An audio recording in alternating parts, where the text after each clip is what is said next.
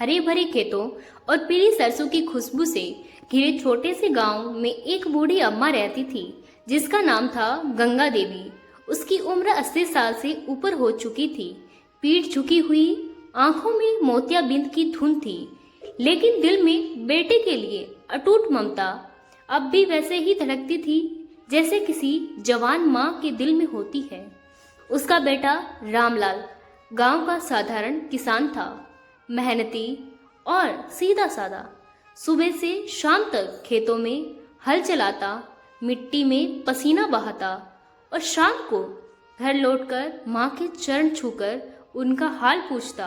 अम्मा का संसार सिर्फ उसी बेटे के इर्द गिर्द घूमता रहता। वह बेटे के लिए रोटी सेकती, कभी ठंडी लस्सी बनाती, कभी रात को चुपचाप खाट पर उसका सिर सहलाती।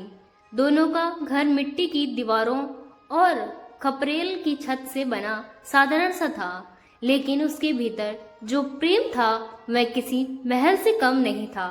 लोग कहते थे कि बूढ़ी अम्मा का बेटा अपनी अम्मा की सेवा में इतना तालीन है कि अभी तक उसने शादी भी नहीं की। कुछ लोग तो ताना भी मारते कि रामलाल, तेरी उम्र तो निकल रही है, अब तक घर गृहस्थी नहीं बसाई।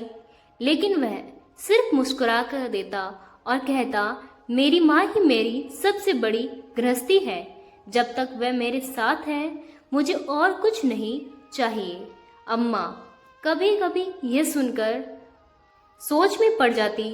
उसे लगता कहीं उसके कारण उसका बेटा अधूरा न रह जाए। पर रामलाल की आंखों में जब भी वह सच्चा स्नेह देखती तो मन की सारी चिंता मिट जाती।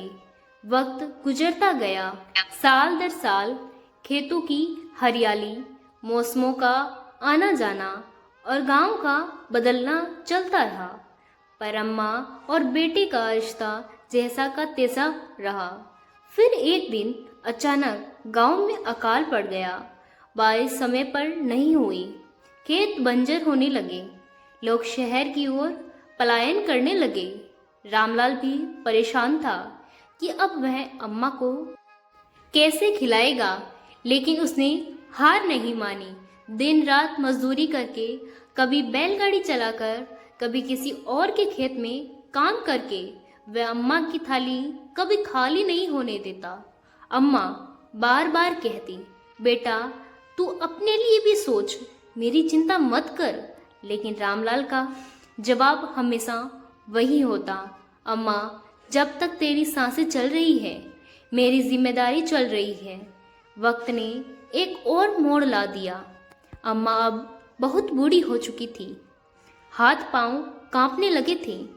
कई बार रात को सांस अटकती, लेकिन हर सुबह बेटे का चेहरा देखकर फिर से उठ जाती। एक बार गांव में मेला लगा। रामलाल ने सोचा इस बार माँ को मेला दिखाने ले जाए। अम्मा ने पहले मना कर दिया, पर फिर बेटे के जिद के आगे हार गई। दोनों बैलगाड़ी में बैठे और मेले पहुंचे। भीड़ भाड़, झूले, मिठाइयाँ और ढोल नगाड़े के बीच बूढ़ी अम्मा की आंखें चमक उठी। उसने बेटे से कहा, बेटा जीवन भर तो मैंने तुझे खेतों में खटरता देखा, आज पहली बार तुझे इतना सुकून से मुस्कुराते देखा। अगर मेरी आंखें कल ना भी खुले तो मुझे मलाल नहीं होगा। ये सुनकर रामलाल की आंखें भीग आई और उसने माँ का हाथ कसकर पकड़ लिया। मेले से लौटते समय अचानक रास्ते में तेज आंधी आई, पेड़ गिरने लगे, बैलगाड़ी हिलने लगी। रामलाल ने पूरी ताकत से माँ को अपनी बाहों में ढक लिया। आंधी गुजर गई, पर इस हादसे में माँ की तबीयत और बिगड़ गई। अगले ही दिन गांव में वैद्य ने कहा कि अब माँ के पास बहुत कम समय बचा है। रात के सन्नाटे में अम्मा ने बेटे को पास बुलाया और धीमे स्वर में कहा, रामलाल तूने अपनी जिंदगी मेरी सेवा में खपत कर दी, लेकिन आज मैं तुमसे एक वचन चाहती हूँ कि मेरे जाने के बाद तू अकेला मत रहना, अपने जीवन को अधूरा मत रखना। शादी करके अपना घर बसा लेना। ताकि मेरी आत्मा को शांति मिले। यह कहते हुए उनकी आंखें बंद हो गई और हमेशा के लिए वह बेटे की गोद में सो गई। उस रात पूरा गांव रामलाल की व्यथा का गवाह बना, लेकिन उसने मां की आखिरी इच्छा को अपने दिल पर पत्थर रखकर मान लिया। चिता से जो आग का धुआं उठा तो मानो उसमें मां का आशीर्वाद समा गया हो। समय बीतता गया, साल गुजर गए।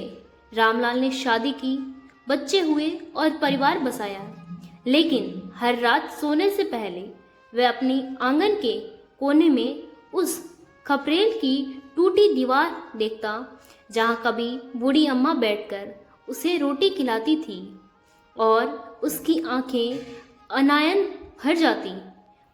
पर अब आंसुओं में पीड़ा से ज्यादा संतोष था, क्योंकि उसे लगता था कि माँ कहीं ना कहीं उसे देख रही है और यही देखकर मुस्कुरा रही है कि उसका बेटा अब अकेला नहीं है, बल्कि माँ के आशीर्वाद से उसका जीवन पूरा हो चुका है।